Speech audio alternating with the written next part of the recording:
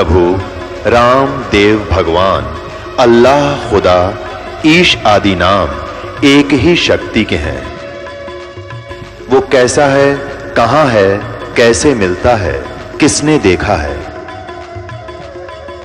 ये प्रश्नवाचक चिन्ह पूर्ण रूप से हटाने के लिए अवश्य सुनिए जगत गुरु तत्वदर्शी संत रामपाल जी महाराज के अमृत वचन, सर्व पवित्र धर्मों के पवित्र शास्त्रों के आधार पर।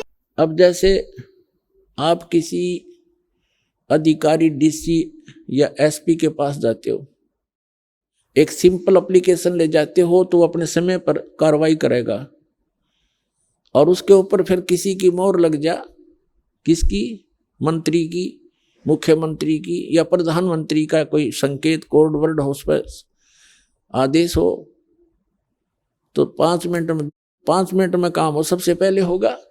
तो इसी प्रकार पूरे संत नाम लेकर के और फिर ये मंत्रों का जाप किया जाए, ये मूल मंत्र है, तो तुरंत काम करेंगे। वो सतर्क हो जाते हैं देवता की किसके माध्यम से आया है, तब उनको लाभ मिलता है। जैसे आप हमारे हरियाणा में भैंस, ये क्या नाम है, जैसे खागड़ हो या जोटा होता भैंसा, अब उसने भैंसा भैंसा करे जाओ कति नहीं जान देता वो, और उसको एक बार कर दे हुर्र तो ऐसे देखेगा नो, वो उसका कोड वर्ड है, वो मूल मंत्र है उसका, जिससे वो अट्रैक्ट होता है, उसके बस की बात नहीं। तो इसी प्रकार ये मूल मंत्र हैं। इन मूल मंत्रों के जाप करने से ये देवता ऑटोमेटिकली प्रभावित होते हैं, इनके बस की बात नहीं। ये सब अपनी क्रियाएं आपको लाभ देना तुरंत प्रारंभ कर देते। तो जो पार होगी वो तो होगी, उनका तो है, समस्या हल होगी, और जो रहेगी फिर काल कैसे नाश करेगा उस व्यक्ति का। ये प्रत्येक लोक में इसने रेस्टोरेंट बना रखे हैं और वहां का जो भी देव है वो कमीशन लेता आपके पुण्यों से, और तब अपने लोगों को चला रहे हैं।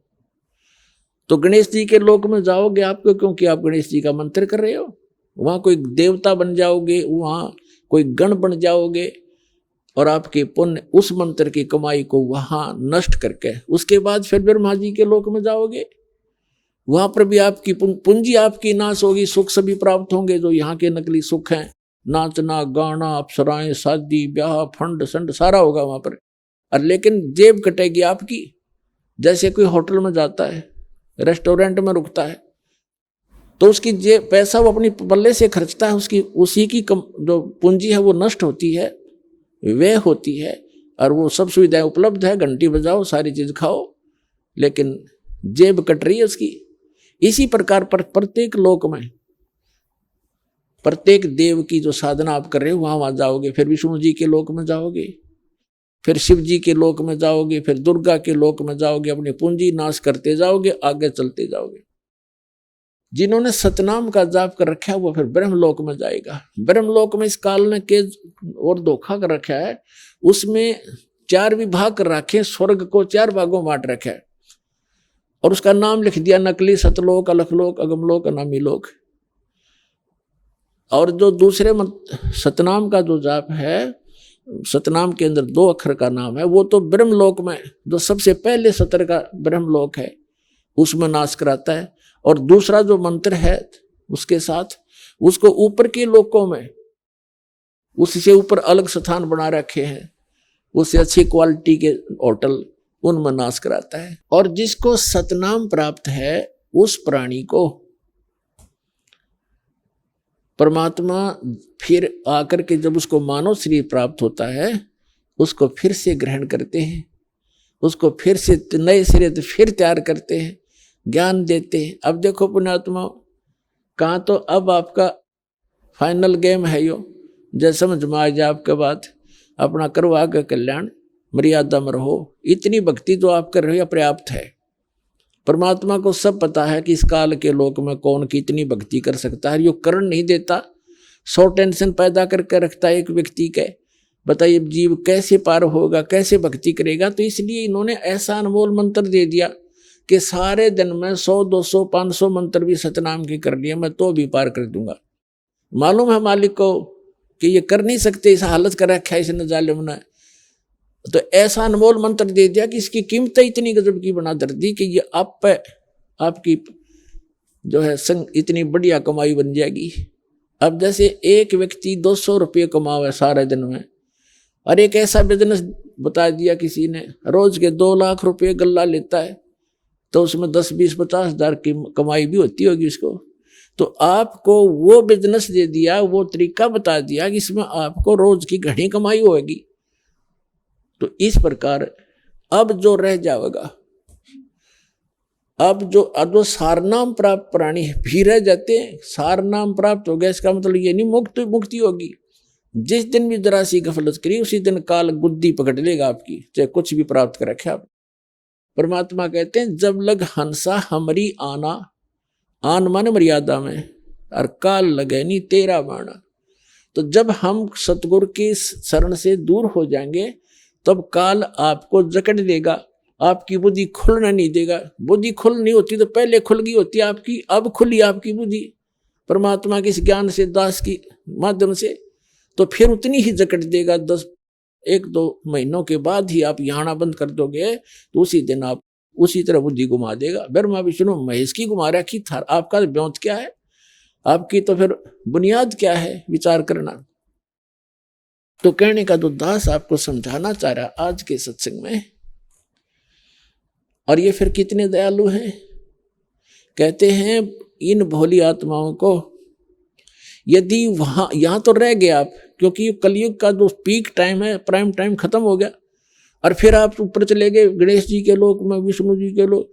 अब आपका वो तो काम बिगड़ गया, कितना समय बढ़ा लिया आपने, पता नहीं कब 1000 कलयुग बीत जाएंगे, कितना हजारों युग बीत जाएंगे, हजारों युग के बाद तुम्हें वापस पटकेगा धरती पर कति खाली करके। आप नहीं तो ऊपर रखेगा आपको उस गणेश जी के लोक में, विष्णु जी के लोक में, शिव जी के लोक में, ब्रह्मा जी के लोक में, दुर्गा जी के लोक में, फिर उस नकली सतलोक और अलखलोक में, फिर धरती पर पटक देगा कति खाली बना के। और फिर यहां मनमाना पृथ्वी का राजा हो जाए, इतनी कीमत फिर भी रह जाएगी आपकी। राजा बनकर आपको पता है यहाँ कितने पाप इकट्ठे करता है, सारा दिन बुरे करना, बकवाद करना, छरानियां बना लेना, और फिर शिकार खेलन जाना, जीव हिंसा करना, कति फुड़वा देता कर्मों को, और फिर पटक देगा गधा बना के। फिर पता नहीं कब मनुष्य जीवन मिलेगा, कब जाकर आपको ये समय मिलेगा जो आज है। अब कितने दयालु हैं ये परमात्मा, कहते शिव मंडल ब्रह्मापुरी, चाहे विष्णु लोक में हो, अमरे गुण भूले नहीं तो आने छुटाऊं तो। हमारे इस ज्ञान को, हमारे गुणों को, हमारे अंदर क्या महिमा, मेरी महिमा को नहीं भूलेगा।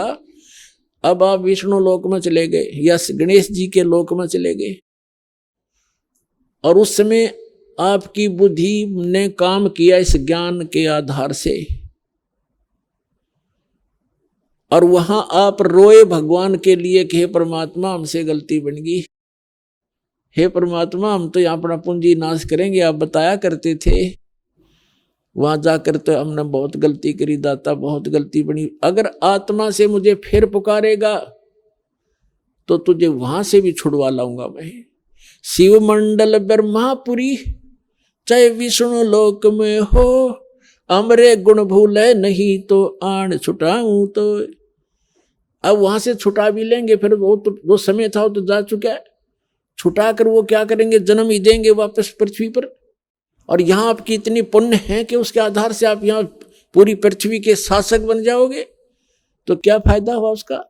अब परमात्मा क्या करते हैं कि जो सारनाम प्राप्त प्राणी है और वो भी विचलित हो गया, उसको फिर याद आता है कि गुरुजी ये बताया करते थे कि हम तो गलत आएंगे, या तो हमारी पूंजी नाश होएगी। तो उनको मालिक वहां जाते हैं और उनसे कहते हैं छोड़ो इनको, चाहे ब्रह्मा हो, चाहे विष्णु, चाहे शिव या दुर्गा के लोक में हो, और कहेगा इसको छोड़ो हमारे हंस को। तो उसका क्या करेगा, उसको इतना बेनिफिट मिलेगा कि परमात्मा ने यहां एक ब्रह्मांड के अंदर अपना मिनी सतलोक बना रखा है। पुणात्माओं ये मूल ज्ञान है, ये तत्व ज्ञान है, ये वो गुप्त ज्ञान है जो अभी तक किसी को मालिक ने बताया नहीं, इस दास पर मेहर करी है।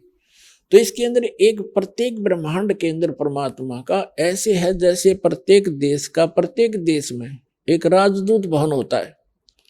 तो ये परमात्मा उस प्राणी को, ये के थोड़े होंगे जो ऐसे अरबों खरबों की संख्या में विचलित भी होंगे, अरबों खरबों की संख्या में अगर लगे रहे तो आप पार भी होगे। जब उनका समझ में वहां जाकर बात याद आएगी तो उनको वहां से छुटवा के इस मिन्नी सतलोक में रखेगा और उसको उनके ऊपर कैसी रजा कैसा करेगा कि जमीन पर फिर डालने ही पड़ेंगे।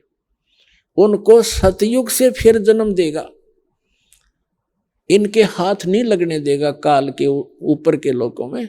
तो सतयुग में जो अच्छी आत्माएं, जैसे आप देखते हो सतयुग के अंदर, सतयुग कैसे आएगा, कलयुग कब नष्ट होगा, 43,20,000 टोटल समय है 4 युगों का और 4,32,000 समय है इस कलयुग का। जब कलयुग का लास्ट होगा उस समय सूक्ष्म वेद में लिखा है कि सभी प्राणी मांसाहारी हो जाएंगे और 20 वर्ष की आयु मनुष्य की रह जाएगी। उसमें से 15 वर्ष की आयु में ये पहलवान भी हो लेंगे, जवान भी हो लेंगे, बच्चे भी पैदा कर लेंगे और मर भी लिया करेंगे।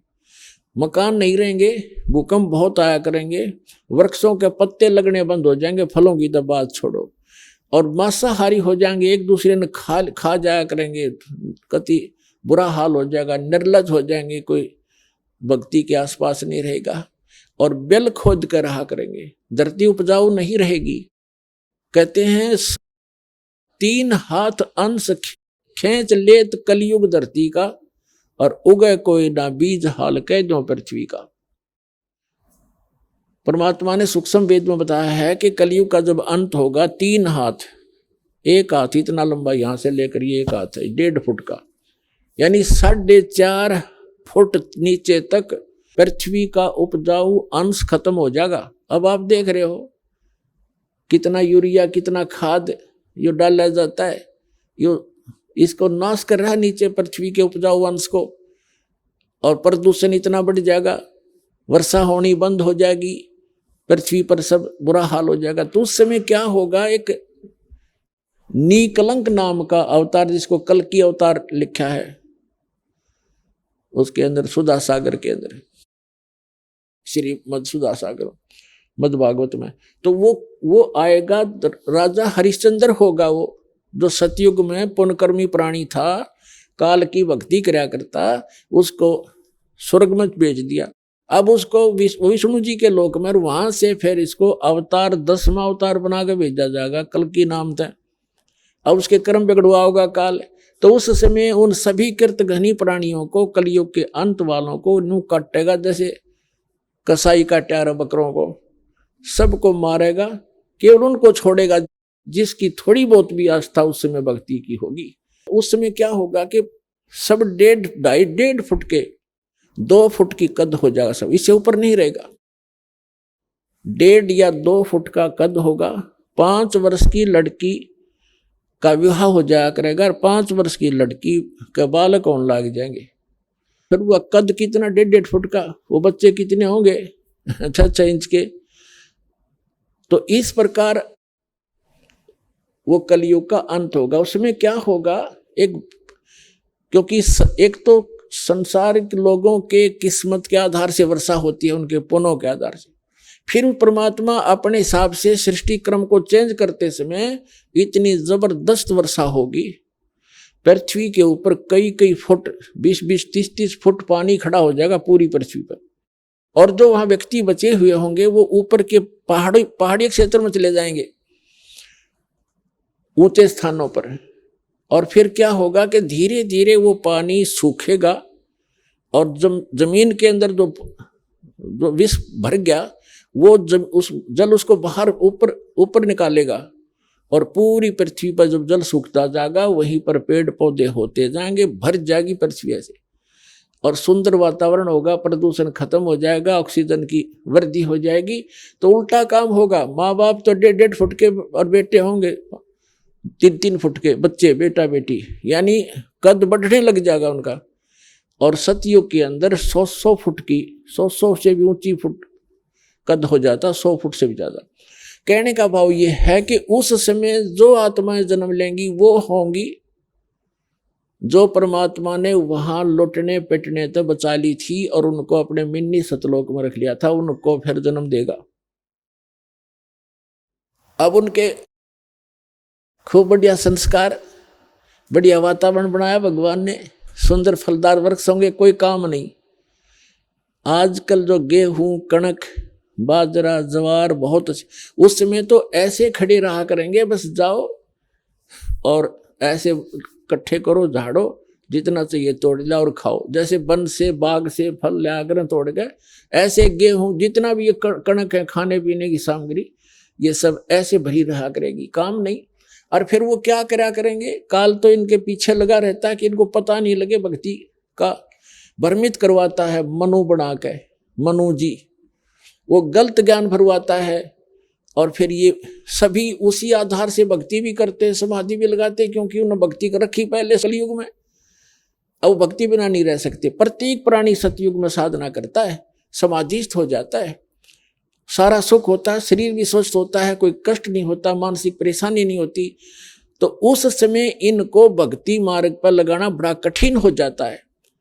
तब काल ने परमात्मा से कहा था कि 3 युगों में जीव कम ले जाना, और चौथा युग जब कलयुग आवे तब तो शरण जीव हो जावे। काल ने सोचा था 3 इन युगों में इनको भक्ति, ये भक्ति युक्त रहेंगे, इनमें ये भक्ति करके पार ना हो जाए, इसलिए 3 युग मालिक से मांग लिए। वो तो चतुर न्यू बनया था, अब भाई चल 3 युग में इनकी भक्ति का नाश करवा दूंगा मैं, और फिर ये बन जाएंगे भिखारी कलयुग में। और फिर नकली संत पंथ भेजकर, जैसे ये अन्य पूजाएं देवी देवता और मंदिर की बनवा के इनको गलत साधना पर लगा दूंगा, ये कति भक्ति योग नहीं रहेंगे। अब देखो पूरा चीन नास्तिक हो गया, पूरा रूस नास्तिक हो गया, और ये राधा स्वामी पंथ से ब्रांच जितनी बड़ी हुई, दंदन सतगुरु दनोदाल और जय गुरुदेव, इसमें आपको दिखा दूंगा। जिस मार्ग पर नहीं लगे तो आने वाले 50 वर्ष के अंदर सब नास्तिक हो जाएंगे, राम नाम कहने वाला नहीं रहेगा। ऐसे दुख आएंगे इनके घर पे, क्योंकि भगवान का सहारा नहीं। फिर पिछले पुण्य कब तक चलेंगे प्राणी के, तब तक वो सुखी दिखाई देंगे। फिर कैर टूटने लग जाएगा इनके घरों में, सब नास्तिक हो जाएं, कहेंगे कोई भगवान नहीं कहीं पर भी। और काल यही चाहता है कि नास्तिक हो जाएं, फिर आए जाओ भगवान और उसका दूत, उसका दास, कोई सुनेगा ही नहीं। लेकिन भगवान ने पता था कि सतयुग त्रेता द्वापर में इनको सारे सुख होंगे, और ये भक्ति नहीं कर सकते मेरे वाली, इसलिए फरी छोड़ देता। ठीक है भाई, इन 3 युगों में ना ले जाऊंगा मैं, कल युग में ले जाऊंगा। अब देखो यहाँ कितने दुखी आते हैं, पुण्य खत्म हो लिए, पाप का दौर शुरू हो गया। वो नकली संतों से, नकली साधनाओं से कोई आगे लाभ चारदर लगा नहीं, तो दुख दुखाने थे। तो परमात्मा को पता था ये मुझे तभी चाहेंगे जब ये महादुखी हो जाएंगे, जब तक इनको सुख है ये कोसों दूर रहते मेरे से। अब उन आत्माओं का जन्म होगा सतयुग में, जो दास आपको बता रहा है। लेकिन कितना लंबा काम बढ़ा दिया उन्होंने। अब फिर सतयुग में समझे नहीं, क्यों सब सुखी, फिर स्वदेशी बन जाएंगे, पाक जाएंगे, उनमें सिद्धियां होती हैं, थोड़ी भक्ति से उनमें सिद्धियां आ जाएंगी। अगस्त ऋषि ने 7 समुद्र पी लिए एक घूंट में, और प्रभु पाक गया। आज तक गुण गाए जाते हैं, खा खाइए फिर क्या हो गया मोक्ष उसका, एक 7 समुद्र पीण की सिद्धि बनाने से, प्राप्त कर लेने से। तो काल ऐसे डिलेड हुआता है। तो कहने का भाव ये दास का कि साथ साथ फिर अन्य नई जनरेशन, नए भी संस्कार वश उत्पन्न होते रहते हैं। तो जब परमात्मा कलयुग में आए, कहीं भी खड़े होकर के तंबूरा लेकर के चौराहे पर अपनी प्यारी भाषा बोलने लगे, वहां पर 150-200 व्यक्ति इकट्ठे हो जाते, 10-20 घंटा, आध घंटा 10 अपना विचार करते। वहां ये वाणी बोलिया करते भगवान जो सूक्ष्म वेद की है, मानुष जन्म पाया कर नहीं रट हरि नाम, जैसे कुआं जल बिना भाई बनवाया क्या काम। सर्व सोने की लंका थी वो रावण से रणधीरम, एक पलक में राज विराजी, जम के पड़े जंजीरम मन तू सुख के सागर बसरे, भाई और न ऐसा यसरे। अब ये बाणी रात्मा के सीधी जाकर लगे तो वहां बैठे भगत उनमें से 20, 30, 50 आकर चरणों में बैठ जाते, हे भगवान हमें को दीक्षा दो, को रास्ता बताओ। तो इस प्रकार परमात्मा के 64 लाख शिष्य हो गए थे। 64 लाख उस समय आज से 600 वर्ष पहले, और उनको सुख दिए। फिर उनको ये प्रथम मंत्र के 5 नाम दिया करते थे दाता। इन 5 नामों का गाटा जोड़ दिया इन दूसरे पंथ नकलिया ने। इनके ये 5 नाम बिना समझ में आए, रंकार ओंकार ज्योत स्वरूप निरंजन सतनाम और फलाना नाम वट देने लगे। तो भाई पूरे ग्रुप ने बात बने नहीं। तो कहने का भाव दास का ये है कि मैं रोवत हूं सृष्टि को, ये सृष्टि रोवे मोहे, गरीबदास इस योग को समझ न सकता कोई। अब जैसे परमात्मा 600 वर्ष पहले आए थे तब हम अशिक्षित थे। 64 लाख से सोना कोई बालकों का खेल नहीं है, ना कोई मीडिया था, ना कोई प्रचार साधन था। कैसे हुई? एक दिन में 1000 जगह प्रकट हो जाते थे परमात्मा, और सबको समझाते थे, उनको सुख देते थे। सबको इतना सुख दे दिया कि वो समझ में नहीं आया करते। उनके ये संत के आशीर्वाद से मुझे ऐसा लाभ हो गया, नाम लेते इतने सुख होने लगे। तो 64 लाख हुए थे, लेकिन उनको ज्ञान नहीं था, अशिक्षित थे। जब सुख हुआ तो सुख हुआ तो सुख है। फिर कोई भी आ गया, क्या जाने भगवान के बारे में, अशिक्षित है, दुल्हा है, ऐसा है, छोटी जाति का है। तो कुछ सुख होते ही आत्मा ये काल इसका दाव लगता है। परमात्मा कहते हैं इसे सुख का आग लगे, जो नाम हृदय ते जावे, और बलिहारी उस दुख के जो पल पल नाम रटावे। वो सुख भी हमारे लिए दुखदायक, हमारा दुश्मन बन जाता है। जो उस सुख की हमें जरूरत नहीं, भगवान जो आपसे दूर करे। इतना कष्ट दिए रखना दाता, तेरी याद बनी रहे, हमें समझाना चाहते हैं परमात्मा। और फिर क्या बताते हैं कि ज्ञान संपूर्ण हुआ नहीं, हृदय नहीं छदावे, और देखा देखी भक्ति का रंग नहीं ठहरावे। तो 64 लाख से हो गए, सबका सुख हुए और गुण गावे। क्योंकि भगवान आ रहे भाई, एक बार नाम दिया था, आशीर्वाद दिया था, ये सुख हो गया, 100 बतावें। और परमात्मा ने एक लीला करी थी कि इनको परख के देखूं ये ज्ञान से लगे हैं या केवल वैसे मेरे पीछे पड़े हुए हैं। एक लीला की थी एक दिन, वो लंबा समय है, फिर बताएंगे। एक दिन सत्संग कर रहे थे परमात्मा, क्योंकि दिन में धंधा करा करते, रात में सत्संग करा करते कि भी तुम भी फ्री मैं भी फ्री। दिन में अपना काल की तुम ये पेट की निर्वाह कर लिया करो। तो रात को सत्संग कर रहे थे। एक वैश्या का मकान था नियर बाई, आसपास कहीं। रात के मौसम सुहाना मौसम था, रात का शांत मौसम था। मालिक वो तो लीला थी, अपनी आत्मा कहीं भी गर्त में पड़ी है, उसको उठाना ही था। अब वो बैठ गई झांकी में अपने मकान के, और मालिक सत्संग सुना रहा था। भाई ऐसा पाप लगता है, ऐसा मनुष्य जीवन बड़ी मुश्किल से मिलता है, परमात्मा की भक्ति नहीं करता, उनका विनाश हो जाता है, आगे पशु बनते हैं, पक्षी बनते हैं, बुराई करना नहीं चाहिए। सत्संग सुनाया। वह पुण्यात्मा थी, बेटी का कलजा भराया कि मन तक घोर पाप कमा लिया, सारी उम्र को शुभ नहीं बना मेरे से। तो वह लड़की परमात्मा के चरणों में आगे उठ के और कहा, भगवान क्या मेरे जैसी पापन का भी पाप नाश हो जाएगा? क्या मेरे जैसी पापनी भी पार हो भक्ति कर सकती है? परमात्मा ने कहा, बेटा नौका के अंदर, एक किश्ती के अंदर, नौका के अंदर चाहे पत्थर रखो, चाहे घास फूस और रुई रखो, कितना भारी वस्तु है पत्थर, और चाहे कितने भारी हल्का है रुई, उसका स्वभाव है बेटा पार करने का। और फिर कहते हैं एक लोहा पूजा में राखत, एक गर्भवती पड़ो, और पारस गुण अवगुण नहीं देखे, करत कंदन खरो। तो सारा कुछ समझा कर उस बेटी को संतोष दिया, और उसने बताया कि मैं तो जी वैसा हूं, क्या मेरा भी उद्धार होगा? कि बेटा बुराई, ऐसा कोई जीव नहीं है जो यहाँ बुराई ना करता हो, क्योंकि ये लोक ऐसा है, ना चाहते भी बुराइयां हो जाती हैं। अब आपको कितना मैला कपड़ा है, साबुन और जल प्राप्त हुआ, निर्बल हो गया, खूब मेहनत करके उसने साफ करे, अपने ने भक्ति कर। तो वह लड़की की ऐसी प्रेरणा लगी, सब बुराई छोड़ दी। लेकिन हमारी आदत है कि हम फिर भी उसको उस दृष्टि से नहीं देखते, अज्ञान के कारण। वह लड़की आती, अब उसको तो पिछला जो समय गया वो बुरा दिखाई देता कि कैसे अपनी पिछला जो समय गया उसको पूरा करूं। ज्यादा से ज्यादा गुरुदेव के पास आती, उनके चरण छूती, मत्था टेकती, पैर दबाती। तो दूसरे जो संगत वाले थे, सिर फरीदी न सुख हो गया था, वो आपस में बतलाने लग गए, भाई यह अच्छी बात नहीं। एक वैसे आती है गुरु जी के पास बैठती है, लोग क्या कहेंगे, संगत बदनाम हो जाएगी। उस लड़की को धमकाने लग गए कि तुम मत आया कर यहाँ पर, तेने सारा माहौल बिगाड़ दिया।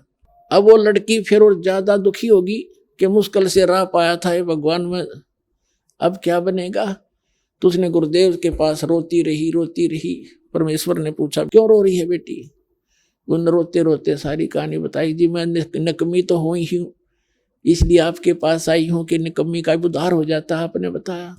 लेकिन कुछ भगत भाई, कुछ बहनें ऐसे ऐसे विरोध कर रही हैं, मुझे आने से मना करते हैं। तो परमात्मा सत्संग के माध्यम से सबको उपदेश दिया करते थे। एक एक को किस किस को कहे, सत्संग के माध्यम से ज्ञान दिया करते थे। कहते हैं, कुष्टि होवे संत बंदगी कीजिए, होवे स्या के विश्वास चरण चित दीजियो। कि अभी भगत कोई भी व्यक्ति सत्संग में आएगा, चाहे चोर है, डाकू है, रोगी है और कोई वैश्या है, जब तक मैला कपड़ा साबुन और जल वाटर के टच में नहीं आएगा तो वो साफ कैसे होगा। और भाई भक्तों के लक्षण ये नहीं होते। चाहे वैसा का भी विश्वास हो, उसको अपनी बहन समझना, पाप से नफरत करो, पापी से नहीं, ये तो आम आदमी भी कहता है। और सभी, जैसे एक उदाहरण दिया जाता है कि एक संत था और वो बहुत प्रसिद्ध था, उसको पता था कि उसकी वचन में बहुत शक्ति है, वो कुछ कह देता हुआ पार हो जाती है। तो कहीं से जा रहा था, एक लड़की को पीट रहे थे गांव वाले। उसने पूछा, भी क्यों मार रहे हो इस बेटी को? गांव वालों ने बताया कि ये व्यभिचारिणी है, ये पापिनी है, अपराधी है, ऐसे ऐसे करती है। वो संत बोले, भी रुक जाओ, सजा मैं बताऊंगा, ऐसे देंगे कि पत्थर उठाओ सभी और सब मारेंगे इसको। पर वो पत्थर मारना जिसने ये पाप ना कराया हो वैसा, नहीं तो यही खत्म हो जाओगे। पत्थर डाल डाल के सारे खिसके। तो हम अपने दोषों को पीछे रखते हैं, दूसरों को उछालते रहते हैं। तो हम भक्त बनना चाहिए। अब कुछ दिन तो शांत हुए, फिर धीरे धीरे बकवाद करने लगे कि भी अच्छा नहीं लगता। तो परमात्मा ने देखना था कि ये भक्त नहीं है जब गुरु की आज्ञा पालन नहीं कर रहे। जब तक मैं भगवान था, जब इनका सौ सुख हुआ करते थे, अब देखते हैं इनको क्या होगा। तो एक दिन परमात्मा ने कहा कि ला इसका पक्का काम कर दूं, इनको देख लेता हूं कितने भक्त हैं कितने अभक्त हैं। उस लड़की से कहा वैसा से कि बेटा कल तू पूरा हार श्रृंगार करके सब आभूषण जो भी तेरे पास है पहन के आ जा। अच्छा पिताजी। रविदास जी कबीर परमेश्वर के साथ ज्यादा रहते थे। रविदास जी से कहा कि एक हाथी ला कर आए पे। हाथी ले आकर आए रविदास जी। एक परमात्मा ने गंगा जल भर लिया बोतल में, कबीर जी ने, और लड़की को बिठा लिया बीच में, पीछा बैठ के आगे। रविदास जी से कहा कि अब तो चला इस हाथी ने। अब उस लड़की के हाथ धर लिया कंधे पे और बोतल गंगा जल भर के तेरी नो पीवे, और ऐसे मस्ती होकर बीच बाजार से निकाल दिया, काशी के बाजार में से निकाल दी वो सारा झांकी। और जो भी देखे नो करे वो धानक वो दुल्हा देयो कबीर दारू पियो और वैश्या ने साथ ले रहा। वो प्रसिद्ध थी ये। कबीर साहब के काशी के अंदर लाखों की संख्या में, लाख की संख्या में भगत थे आसपास के क्षेत्र के। सबको बुलाओ, अका जो तुम्हारे गुरु जी के लक्षण दिखाओ, देख हम पहले नाट्या करते, वहाँ ऐसी गंदी औरतें जाती हैं, देख क्या हालात। ये इतना गंदा आदमी था, देखो दारू पी और वैश्या को साथ लिया, सरेआम घूम रहा है, इसको ये भी नहीं मालूम इतना मदहोश हो गया। तो जितने चेले थे परमात्मा के, पहले तो भगवान कहा करते परमात्मा आ रहे हैं, हम ये सुख दे दिया वो सुख दे दिया। अब वो सारे खिसक गए वहां से। कोई न्यू कहे मैं तो एक दिन गया था, कोई न्यू कहना मैं तो उसके साथ जाया करता, वैसे में कोई खास इंटरेस्ट नहीं था मेरा। यानी 64 के 64 लाख अपना सर्वनाश कर गए और सब भाग्य भगवान को छोड़कर। तो परमात्मा कहते हैं कि दो प्रकार से गुरु विमुख होते हैं। एक तो गुरुद्रोही हो जाता है, गुरु जी के बारे में गालियां देता है, बुराइयां करता है, दुश्मनों को प्रेरित करता है, तो वो तो कभी फिर आगे भविष्य में मनुष्य जीवन करोड़ों जन्मों युगों तक नहीं प्राप्त कर सकता। उसका तो भक्ति तो धन कैंसिल हो जाता है। और जो वैसे गुरु जी की बुराई नहीं करते, नफरत नहीं करते, लोक लाज में आकर छोड़ जाते हैं, वो काम तो उन्होंने बढ़ा लिया, काम बढ़ा लिया, पार हुए नहीं, लेकिन उनको इतना फायदा हो गया कि उनको मनुष्य जन्म मिलता हुआ आ रहा है। इतना चार्ज करके दयालु आपको। अब वही आत्मा हो आप 64 लाख में से जो सबसे पहले ही आएंगे, और उसके बाद पूरे विश्व में परमात्मा का ये ज्ञान फैलेगा। तो पुण्यात्माओं, ये फाउल पॉइंट जो पहले हम गलती करके आज याद दिलाई जाती है आपको। जैसे माता गर्भ को रखे यत्न बनाए, ठेस लगे ते छन होवे तेरी ऐसे भक्ति जावे। जैसे माता बहन किसी को गर्भ रहा हो, उसको पता उस लाल को कैसे प्रफुल्लित करना है, बड़ी सावधानी बरतती है, तो ऐसे इस भक्ति रूपी लाल को संभाल के रखना चाहिए आपने। और जो सुख 600 वर्ष पहले भगवान दिया कर दे कबीर साहब, आज वही सुख अपनी प्यारी आत्माओं को इस दास के माध्यम से, शक्ति उस कबीर भगवान की। दास तो एक नियमत है। जैसे एक सिरिंज होती है ना, डॉक्टर दवाई ला इंजेक्शन लगाता, दास तो इंजेक्शन है, और उसमें दवाई व मालिक कबीर साहब है जो अपना सुख दे रही है।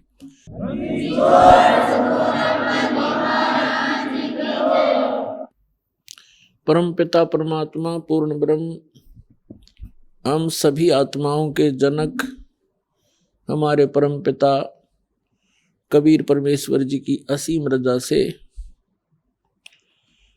पुण्यात्माओं आपको ये सत्संग और ये यथार्थ भक्ति विधि प्राप्त हुई।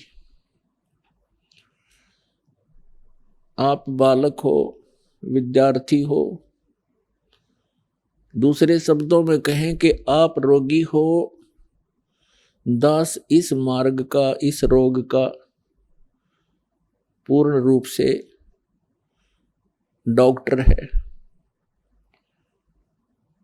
और डॉक्टर को पता होता है कि जिनको ये भयंकर रोग है, यदि वो ट्रीटमेंट नहीं लेते हैं तो उनका अंत निकट होता है। फिर उसको ये भी मालूम होता है कि जो रोगी डॉक्टर के बताए अनुसार सर्व उपचार करवा रहा है, सभी औषधि सेवन कर रहा है रेगुलरली, उसको मालूम है कि इसका जीवन बचेगा, इसमें कितना इम्प्रूवमेंट हो रहा है। तो पुण्यात्माओं, हम सभी को एक दीर्घ रोग लगा हुआ है, जन्म और मृत्यु का। उस जन्म मृत्यु के रोग को नाश करने की औषधि इस विश्व में इस दास के अतिरिक्त, रामपाल दास, सतलोक आश्रम बरवाला, जिला हिसार, हरियाणा के अतिरिक्त किसी के पास नहीं है, विश्व में किसी के पास नहीं है। तो परमात्मा बताते हैं, कबीर साहब बताते हैं,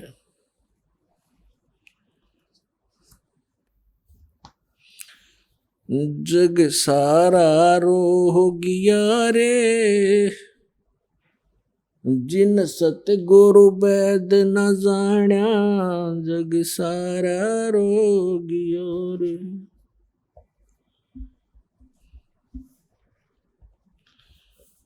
जग सारा रोगिया रे, जिन सतगुरु वैद न जाण्या, जग सारा रोगिया रे। जग सारा रोगिया रे, जिन सतगुरु वैद न जाण्या, जग सारा रोगिया रे। भाई जन्म मरण का रोग लग्या है या तृष्णा बडरी खांसी, जन्म मरण का रोग लग्या है तृष्णा बडरी खांसी, आवागवन की डोर गले में या पड़ी काल की फांसी, जग सारा रोगियो रे, जिन सतगुरु वैद न जाण्या, जग सारा रोगिया रे, जग सारा रोगिया रे, जिन सतगुरु वैद न जाण्या, जग सारा रोगिया रे। भाई सच्चा सतगुरु कोई न पूजे, इन झूठों जगपतियासी, सच्चा सतगुरु कोई न पूजे, इन झूठों जगपतियासी, अंधे की बाँ गही अंधे ने, ये मार्ग कौन बतासी, जग सारा रोगियो रे, जिन सतगुरु वैद न जाण्या, जग सारा रोगिया रे, जग सारा रोगिया रे, जिन सतगुरु वैद न जाण्या, जग सारा रोगिया रे।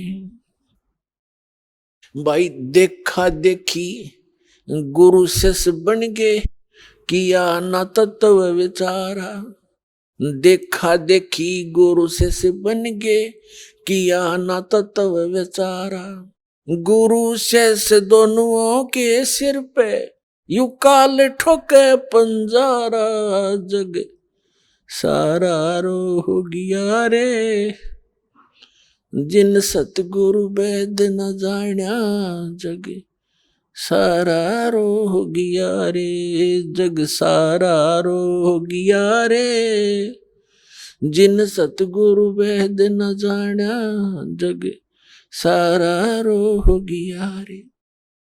भाई सार शब्द सर जीवन बूटी, घस घस अंग लगावे, सार शब्द सर जीवन बूटी, घस घस अंग लगावे, कहे कबीर तुम सत कर मानो, ये जन्म मरण मिट जावे, जग सारा रोगिया रे, जिन सतगुरु वैद न जाण्या, जग सारा रोगिया रे, जग सारा रोगिया रे, जिन सतगुरु वैद न जाण्या, जग सारा रोगिया रे।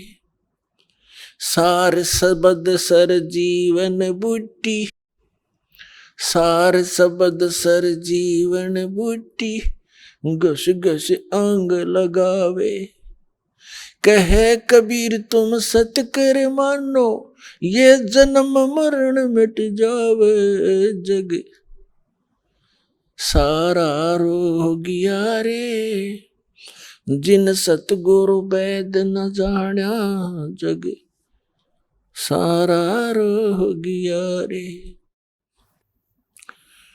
तो पुण्यात्माओं, इस जन्म और मरण के इस दीर्घ रोग से 21 ब्रह्मांड के सर्व प्राणी ग्रस्त है। चाहे वो पुण्यात्माएं ब्रह्मा जी की पोस्ट प्राप्त हैं, भले ही वे विष्णु जी के पद को प्राप्त हैं, चाहे वो शंकर के पद को प्राप्त हैं, और कोई पृथ्वीपति है, चाहे इंद्र स्वर्ग का राजा बना है, इन सबको जन्म और मरण का रोग लगा हुआ है। यहां परमात्मा ने अपनी अमरवाणी में कहा है, कि जन्म मरण का रोग लग गया या तृष्णा बढ़ रही खांसी, जन्म मृत्यु का रोग हमारे लगा हुआ है। असंख्यों जन्म हो गए हमने जन्मते और मरतों को। जिस समय भी मानव शरीर प्राप्त होता है तो हमारे को जो भी जिस समाज में जन्म हम प्राप्त करते हैं, उन्हीं क्रियाओं को, उन्हीं पूजाओं को हम बचपन से ही प्रारंभ कर देते हैं।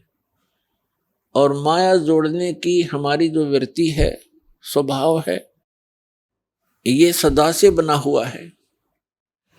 और हम पूरे जीवन में संग्रह करने पर लगे रहते हैं, संपत्ति, कोठी, कार, प्लाट और बैंक बैलेंस गणाए बना दूं। तो ये बुद्धि हमारी काल ने खराब कर रखी है। हमारे को तत्व ज्ञान नहीं मिला।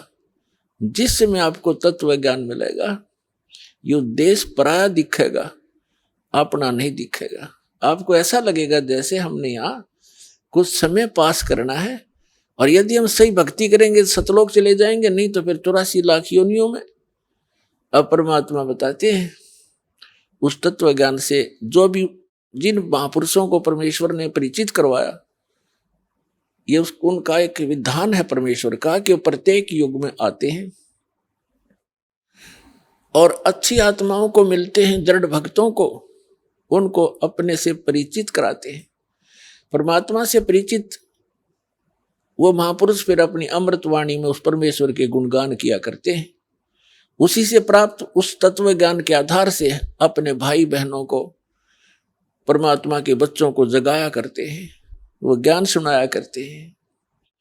आग गए ना बावड़े रहते भी सब जाही, बिन साहेब की बंदगी कई ठोर ठिकाना नहीं। जैसे मोती ओस का ऐसी तेरी आवे, गरीब दास करो बंदगी बहुर न ऐसा दाव। जो पहले चले गए, मृत्यु को प्राप्त हुए, उन्होंने तो आपको आकर बताया नहीं कि उनके साथ क्या क्या जुल्म गुजरे ऊपर, और फिर कहाँ कहाँ भटके वो। रहते भी सब ऐसे ही चले जाएंगे, और बिन साहेब की बंदगी कहीं ठोर ठिकाना ना। या चाहे पृथ्वीपति है, चाहे गरीब है, मृत्यु का समय सबका निर्धारित है। ये बात हम भूल चुके हैं कि हमने मरना है, और जिस समय हमें ये याद रहेगा कि मृत्यु होएगी, तो उस समय हम यहाँ की बुराइयों से भी बचेंगे। फिर हमने केवल वो नेक्स्ट प्लेस दिखाई देगा, अगला स्थान दिखाई देगा, और ये पक्का गारंटीड है कि यहाँ तो ना कोई रहा ना रहेगा। कोई 10 वर्ष पहले चला जाएगा, कोई 10 वर्ष पीछे चला जाएगा, सबको यहाँ से जाना पड़ेगा। और फिर ऐसे लोक में हम कोठी बंगले बना के यहाँ स्थिर होना चाहते हैं। हमारे जैसा मूर्ख नहीं इस पृथ्वी पर। जब तक पता नहीं था, ज्ञान नहीं था, हम डले ढोए ही रहे थे, लेकिन अब पता लग गया है तो कुछ उल्टा हटो इन क्रियाओं से, परमात्मा के ज्ञान को आधार बनाओ। ठीक है, कोई दुखी आज कोई भी पृथ्वी पर सुखी नहीं है। आज नहीं, कभी भी इस 21 ब्रह्मांड में कोई प्राणी सुखी नहीं देखा। तो हमने पुण्यात्मा, परमात्मा ने आकर हमें बताया है कि ये लोग ठीक नहीं है, यह सब ने जाना है। तो आगे गए ना बावड़े रहते भी सब जा, और बिन साहेब की बंदगी की ठोर ठिकाना ना। आज हम तो पृथ्वीपति हैं, जैसे बहुत से प्रमाण दास आपको देता, और आपको भी खूब पता है। एक आंध्र प्रदेश का मुख्यमंत्री हेलीकॉप्टर से जा रहा था, उसकी स्वागत के अंदर हजारों की संख्या में लोग खड़े थे, सैकड़ों की संख्या में मालाएं लिए खड़े थे उसका सत्कार करने के लिए, और दुर्घटनाग्रस्त हो गया वो। ठीक है, उसका पुण्य खत्म हुआ, और जिस दिन ये पुण्य खत्म हो जाएगा, चाहे कहीं पर भी हो, और जिस दिन उसकी सांस खत्म हो जाएंगी, आयु खत्म होगी, 1 सेकंड भी नहीं लगाएगा, काल उसी समय वही कड़च कर देगा। अब क्या बताते हैं परमात्मा, हमें याद दिलाते हैं परमेश्वर कबीर जी, भाई कहाँ जन्मे और पाले पोसे खूब लड़ाए लाडे, ना जाने इस देह के हे कहाँ खंडेंगे आड़े। कहाँ तो जन्मे और कहाँ पाले पोसे और खूब लड़ाए हमारे लाड, और ना जाने इस देह के कहाँ खंडेंगे आड़। अब पुण्यात्मा परमात्मा कहते हैं साथी हमारे चले गए, हमें समझाना चाहते हैं हम भी चालन हारे, कोई कागज में बाकी रह रही ताते लगी है वार। जिनकी कागज पूरे हुए 1 सेकंड भी नहीं लगाएंगे, 1 सेकंड भी। तो पुण्यात्माओं, यदि आप भक्ति करना चाहते हैं मोक्ष उद्देश्य से, तो परमात्मा कबीर जी ये समर्थ है, आपकी आयु भी इंक्रीज कर देगा, लेकिन करेगा उसकी जो हृदय से ये जान हमारी पुकार सुनेगा। और वो जानी जान है कि ये व्यक्ति अगर एक्सटेंशन मैंने कर दी तो भक्ति करेगा, एक्सटेंशन भी कर दूंगा तो ये कुबद करेगा, भक्ति नहीं करेगा तो उसकी एक्सटेंशन नहीं होगी। वो मर्यादाहीन और भक्तिहीन और ज्ञानहीन प्राणी होगा, चाहे वैसे भगत दिखाई दे। जब तक हम परमात्मा के सब नियमों का पालन करके आगे नहीं बढ़ेंगे तो मालिक राजी नहीं होगा। और हमने सबसे पहले परमात्मा प्रसन्न करना पड़ेगा। जिन बातों से परमात्मा प्रसन्न हो, परमात्मा प्रसन्न समझो गुरु प्रसन्न हो, क्योंकि परमात्मा गुरु जी को बहुत महत्व देते हैं और ये देखना चाहते हैं कि यदि इस दास के स्थान पर जो मैंने भेज रखा अपना दास पूरा ज्ञान देकर, पूरा मंत्र और समाधान दे करके, यदि मैं इसके स्थान पर होता तो जो व्यवहार आज ये अपने गुरु जी से कर रहे हैं, जैसा बर्ताव, ऐसा ये मेरे से करते। तो गुरु जी के प्रसन्न होने से परमात्मा प्रसन्न होते हैं। जिन बातों से गुरु दुख पावे उन बातों को दूर भगावे। अब गुरु जी किन बातों से दुखी होगा कि आप मर्यादा तोड़ दोगे और ऊपर से भगत दिखाई दोगे तो किसी दिन काल का दाव लग जाएगा, आप अपने आप को ही धोखा दोगे। और फिर परमात्मा का भक्त होकर के जिसको ऐसी चोट लगेगी, मृत्यु अकाल होएगी, उसके 2 कारण होंगे। एक तो उसने नाम खंड कर दिया होगा, दूसरा परमात्मा को ये दिख रहा होगा कि ये इस जीवन में ये भक्ति नहीं कर पाओगा, उसको तुरंत मृत्यु दे करके, और नेक्स्ट मनुष्य जीवन अभी तुरंत ही देगा, 1 वर्ष के अंदर अंदर वो ब्रवाला आश्रम में आ लेगी वो आत्मा, और नए सिरे से फिर वो भक्ति रंग में रंगेगा।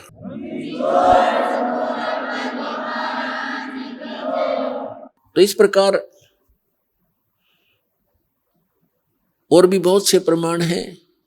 एक पोलैंड देश का पूरा मंत्रिमंडल, जिसमें प्रधानमंत्री, मंत्री, उसके MP, किसी की मृत्यु के ऊपर कोई राजनेता थे पूर्व के, उसकी मृत्यु के ऊपर शोक व्यक्त करने जावे थे, मुंह कान गए थे, एक जहाज में बैठकर सारे, वो दुर्घटनाग्रस्त हो गया, सारे के सारे मर गए। परमात्मा कहते हैं ऐसी घटनाओं को देख के भी आपकी आंख नहीं खुलती, आप डर भय नहीं बनता, भगवान की तरफ नहीं बनती, तो आपने घनी भांग पी रखी है इस काल की। तो पुण्यात्माओं, या काल की भांग उतरेगी इस एंटीबायोटिक वचनों से जो सतलोक आश्रम बरवाला में इस दास के माध्यम से परमात्मा की अमरवाणी आपको सुनाई जाती है। ये किसी डूम भाट के गीत नहीं है, ये समर्थ का दिया ज्ञान है, इसमें अग्रम अग्रम की गुंजाइश नहीं है। ऐसा प्रमाणित ज्ञान परमात्मा ने दे दिया है, कभी सपने में भी ना सोचा होगा आपने, और आज आपके ऊपर बौछार कर दी उस सच्चे ज्ञान और सच्चे नाम की। तो आप विशेष आत्माएं हैं परमात्मा की, चाहे यहाँ कोई दुख में आवे है, चाहे कोई सुख में आया है।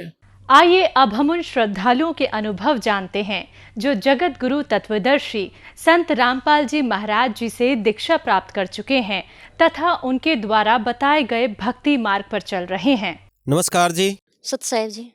बहन जी, क्या नाम है आपका? सुकन्या दासी। आप कहाँ के रहने वाले हैं? गांव गढ़वाड़ी, जिला जींद, हरियाणा से। संत रामपाल जी महाराज से आपने नाम दीक्षा कब ली? संत रामपाल जी महाराज से नाम दीक्षा मैंने 5 अप्रैल 2016 को ली थी।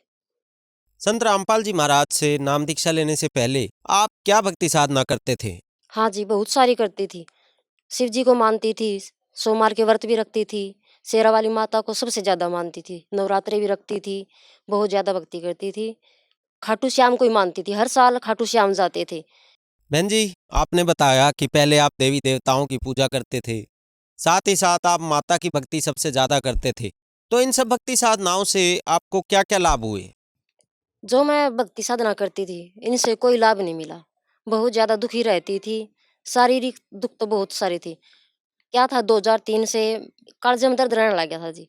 फिर मैं इस तरह, मेरे पति ने बहुत जगह दिखाया, जहाँ भी जाती अल्ट्रासाउंड होता, हर 6 महीने में अल्ट्रासाउंड कराती थी, लेकिन कोई बीमारी नहीं आती थी। साफ आता था, कहता था कि भी आपको गैस बनती है और कोई बीमारी नहीं है। इस तरह चलते चलते बिल्कुल कमजोर हो गई थी, खून भी बढ़ना बंद हो गया था। एक बार क्या हुआ कि बहुत ज्यादा बुखार होया, टेस्ट कराया, टाइफाइड था। लेकिन मेरा पति भी डॉक्टर है, उसने बहुत सारी दवाई दी, ग्लूकोज चढ़ाई, कोई आराम नहीं आया। फिर जींद लेके गया, वहाँ भी डॉक्टर ने दवाई दी 15-20 दिन की, लेकिन कोई आराम नहीं आया। इस तरह फिर मैं हाँसी चली गई। हाँसी भी ये टेस्ट कराए, जब डॉक्टर ने अल्ट्रासाउंड किया, उसने पूछा कि बेटा आपकी उम्र कितनी है। मैंने कहा कि मेरी 28 वर्ष है। तो उसने कहा कि बेटा इतनी छोटी उम्र, मेरी इतनी बड़ी बीमारी, इतनी सारी बीमारियाँ। तो मैंने पूछा क्या बीमारी है। बोला बेटा आप अपना इलाज शुरू करो, मैं तो यही कहता हूँ। फिर मैंने कहा ठीक है, उसने मुझे भेज दिया डॉक्टर के पास। मैंने वहाँ डॉक्टर से पूछा क्या बीमारी है। उसने कहा कि आपके साथ कौन है। मैंने कहा मेरी मम्मी है। मेरा उससे बात कराओ। उससे मेरी मम्मी से डॉक्टर ने कहा कि इससे मेरे बस की बात नहीं है, इसको हिसार ले जाओ, मैं डॉक्टर का पता दे देता हूँ। और फिर मेरी माँ मुझे हिसार लेके गई। वहाँ पर डॉक्टर ने एडमिट कर लिया, बहुत सारे दोबारा टेस्ट किए, अल्ट्रासाउंड किया। बोला कि आपने दाखिल होना पड़ेगा। 1 हफ्ता तक दाखिल रखा। पूरा शरीर सूज गया था, लेकिन कोई इलाज नहीं हो रहा था। जब डॉक्टर ने फिर कहा कि इसके पानी बन गया है, लीवर है जो आपको इसका बद गया है। मेरा पति भी बहुत नशा करता था, बेटे को भी नजला था, रात को डरता भी था, चारों तरफ देखता था, रोता था कि ये है, यहाँ पर है, इस तरह देखता रहता था। बेटी भी कभी बहुत ज्यादा पेट में दर्द रहता था। उन सब भक्तियों से परेशानी ही परेशानी थी, बहुत दुख थे, कभी सुख मिला ही नहीं। बहन जी, आपने बताया कि जो आप भक्ति साधना करते थे, उन सब से आपको बहुत दुख हो रहे थे। आपके परिवार में सभी सदस्य किसी न किसी कारण से दुखी थे। तो फिर आप संत रामपाल जी महाराज की शरण में कैसे आए? जी, मैं संत रामपाल जी महाराज की शरण में ऐसे आई, जब मैं बहुत ज़्यादा बीमार हो रही थी, तो मैं हिसार से दवाई चल रही थी। इसी तरह 4-5 महीने दवाई चलती रही, लेकिन आराम कोई हो ही नहीं रहा था। जितनी मैं दवाई खाती रही, तकलीफ ज़्यादा बढ़ती रही, लेकिन फिर भी दवाई के सहारे ही चल रहा था। डॉक्टरों ने नमक भी बंद कर दिया था, पानी निकाल दिया था, और मैं दवाई चलती रही। दवाई आराम नहीं कर रही थी। फिर मैं दोबारा डॉक्टर के यहाँ गई, तो मैंने पूछा कि जी मेरे आराम क्यों नहीं हो रहा, मेरी तो तकलीफ बढ़ती जा रही है। तो डॉक्टर से मैंने पूछा, डॉक्टर ने कहा कि बेटा आपकी बीमारी ऐसी जिसका कोई इलाज नहीं है, चाहे आप कहीं भी दवाई खा लो, चाहे कहीं और डॉक्टर के चले जाओ, लेकिन आपकी बीमारी का इलाज नहीं है। तो मैंने पूछा कि जी क्या बीमारी है। बोला जी आपका लीवर बद गया है, इसका कोई इलाज नहीं है। आपका कोई और अंग होता तो उसको हम काट देते, लेकिन लीवर की इसका कोई इलाज नहीं है। नमक बंद रखो और दवाई खाते रहो, आपकी 4-5 साल मुश्किल से निकल सकते हैं अगर आपकी दवाई काम गई तो। मैंने कहा कि दवाई तो काम कर ही नहीं रही, मैं यही तो बोल रही हूँ। डॉक्टर से कहा, बोला बेटा मैं भी यही कह रहा हूँ कि आपकी बीमारी का इलाज नहीं है, आप बस दवाई खाते रहो। अगर आपकी भाग्य में होगा तो आपका जीवन जितने दिन है चलता रहेगा, बाकी परमात्मा की मर्जी, उसको पता। तो फिर मैं घर पर आ गई। मैं जब डॉक्टर ने जवाब दिया, मेरी बेटी मेरे साथ थी, मेरे पाँव तले से जमीन निकल गई और मैं रोने लगी। और इसी तरह रोते रोते सोचती सोचती मैं घर आ गई। मैंने घर आने के बाद बीच में क्या हुआ था कि जब मेरे पति ने 2015 से नाम ले रखा है, जब मैं बीमार हो गई थी ना, तो उसने कहा भी था, डॉक्टर है वो, उसने दवाई दी थी। उसने जब कहा था कि आप नाम ले लो संत रामपाल जी महाराज से, तो मैं उसको बस ऐसे ही नज़रअंदाज करती रही कि हाँ ले लूँगी, ठीक है ले लूँगी, बस मैं एक बार हिसार से और देखा के आ जाती हूँ। तो उन्होंने बोला ठीक है आपकी मर्जी, लेकिन बोला आराम कर सकता है सिर्फ संत रामपाल जी महाराज, उसने पहले नाम ले रखा था। तो फिर मैं इस तरह घर पर आकर के बहुत रोई। शाम को जब घर पर आए मेरे भगत जी, तो मैंने कहा कि मैंने जीना हमारा ना करी, मेरे तो छोटे छोटे बालक है, अभी उम्र भी क्या हुई है। बोला क्या हुआ कि मैंने, डॉक्टर ने तो कहा कि आपकी बीमारी का कोई इलाज नहीं है। बोला ठीक है, मैं नाम लेना। बोला ठीक है तो सुबह चलते हैं। इस तरह फिर मैं सुबह चली गई। जिस दिन मैं गई थी ना, एक बूंद भी पानी की मेरे अंदर नहीं जाती। मैं खाने पीने के लिए तरसती थी। 8-9 महीने से बस सिर्फ एक बूंद पानी की जाती, वही उल्टी, खाना खाती वही उल्टा, पचता नहीं था कुछ भी। फिर मैंने जीन नाम दान केंद्र है वहाँ पर गई और संत रामपाल जी महाराज से नाम दीक्षा ली। बहन जी, संत रामपाल जी महाराज से नाम दीक्षा लेने से पहले आपके पति ने कहा कि आपकी बीमारी का इलाज केवल संत रामपाल जी महाराज ही कर सकते हैं। तो क्या संत रामपाल जी महाराज से नाम दीक्षा लेने के बाद आपके पति की बातों में सच्चाई निकली? हाँ जी, बिल्कुल सच्चाई थी, लेकिन मैं अज्ञान थी, पता ही नहीं था किसी चीज़ के बारे में, ज्ञान ही नहीं था। मैं तो अपने आप को ही ज़्यादा सयानी समझती थी, अपनी धोख-पूछ को ज़्यादा मानती थी। तो मैंने ये सही था, संत रामपाल जी महाराज से नाम दीक्षा लेने के बाद मुझे तुरंत आराम मिला। नाम लेते ही, आते ही रास्ते में 1.5 गिलास जूस का पी गई, जहाँ तक कि पानी की बूंद भी अंदर नहीं जा रही थी। संत रामपाल जी महाराज से नाम दीक्षा लेने के बाद मैंने कोई दवाई गोली नहीं ली, बिल्कुल बगैर दवाई के बिल्कुल स्वस्थ हूँ आज, कुछ भी नहीं है, बिल्कुल रिपोर्ट भी नॉर्मल है, कोई बीमारी नहीं है। 6 साल हो गए जी, मैंने कोई दवाई नहीं ली है। और भी लाभ, मेरा बेटा के नज़ला था, बहुत दवाई दी थी। मेरा पति डॉक्टर है, उसने बहुत दवाई दी, बाहर से भी दिलाई, लेकिन आराम नहीं था। लेकिन आज संत रामपाल जी महाराज से नाम दीक्षा लेते ही आज तक ना कोई दवाई गोली खाता है और बिल्कुल स्वस्थ है। मेरी बेटी के भी पेट में बहुत ज़्यादा दर्द रहता था, मेरे से 2 महीने बाद मेरी बेटी ने नाम लिया, उसके बहुत ज़्यादा पेट में दर्द रहता था, वे बिल्कुल स्वस्थ है। मेरा पति बहुत ज़्यादा दारू पीता था, नशे के इंजेक्शन भी लगाता था, नशे की गोली भी खाता था। नाम दीक्षा लेते ही उसने भी आज तक बिल्कुल कुछ भी नहीं, कोई नशा नहीं करता। मैं नाम दीक्षा लेने तो पहला कुछ भी नहीं खा सकूँ थी, ना ही मैं नमक खा सकती थी, ना ही मैं मीठा खा सकती थी, जीभ फट जाती थी। नाम दीक्षा लेने के बाद बिल्कुल स्वस्थ। पहले मैं बहुत पैरों से भी धड़कन भी इतनी तेज़ थी कि मैं ऊपर भी नहीं चढ़ सकूँ थी, धड़कन तेज़ हो जाती थी और सीने में दर्द हो जाता था। बच्चे यहाँ से दबाते थे, तब मैं 10-5 मिनट के बाद चलने योग्य होती थी, चल नहीं पाती थी। संत रामपाल जी महाराज से नाम दीक्षा लेने के बाद कोई बीमारी है ही नहीं, बिल्कुल स्वस्थ हूँ मैं, सिर से लेकर पाँव तक। इतनी बीमारियाँ थी, गिनाने लग जाऊँ तो जी मैं तो सुबह से शाम हो ही जाएगी। आज मैं बिल्कुल स्वस्थ, कुछ भी नहीं होता। बहन जी, आपने बताया कि आप और आपका पूरा परिवार पहले परेशानियों से घिरा हुआ था। आपके पति नशा करते थे, आपकी बेटी को भी शारीरिक परेशानी रहती थी, लेकिन संत रामपाल जी महाराज से आपने जैसे ही नाम दीक्षा ली, आपके जीवन में चमत्कार सा हुआ और आपका पूरा जीवन बदल गया। आपके पति ने नशा छोड़ दिया, आपकी और आपकी बेटी की शारीरिक परेशानी भी दूर हो गई, आपके बेटे का भी नज़ला दूर हो गया। तो जो दर्शक आज आपको सुन रहे हैं, उन्हें आप क्या संदेश देना चाहेंगे? मैं जगत को यह प्रार्थना करना चाहूँगी, संदेश तो हमारे संत रामपाल जी महाराज देते हैं। मैं प्रार्थना करना चाहूँगी कि आज समाज में बीमारियों से घिरा हुआ है। अस्पताल देखो, जहाँ पर देखो वहीं पर भरे पड़े हैं बीमारियों से। जहाँ देखो नशे से, छोटे-छोटे युवा पीढ़ी भी आजकल नशे में फंसी हुई है। मैं ये कहना चाहूँगी कि भी संत रामपाल जी महाराज का ज्ञान सुनकर नाम दीक्षा ले और इन सभी बीमारियों से, चाहे कोई भी बीमारी हो, शारीरिक हो, कोई और कष्ट हो, चाहे कोई शराब पीता हो, इन सब से संत रामपाल जी महाराज छुटकारा दिला सकते हैं। आप भी ले सकते हो। जैसे कि मैं तो बीमारियों से बिल्कुल घिरी पड़ी थी, हमारा तो संत रामपाल जी महाराज ने जीवन दान दिया मुझे, तो हमारा घर तो संत रामपाल जी महाराज ने बसाया है। तो आप भी लाभ ले सकते हो संत रामपाल जी महाराज से नाम दीक्षा लेकर। संत रामपाल जी महाराज से नाम दीक्षा कैसे ले सकते हैं? संत रामपाल जी महाराज से नाम दीक्षा ऐसे ले सकते हो, बहुत सारे चैनलों पर संत रामपाल जी महाराज का सत्संग आते हैं, उनके नीचे पट्टी लिखी चलती है, उस पे फ़ोन नंबर है, उस पर कॉन्टैक्ट करके आप नज़दीकी नाम दान केंद्र पर नाम दीक्षा ले सकते हैं, बिल्कुल निःशुल्क। धन्यवाद जी। सत साहिब जी।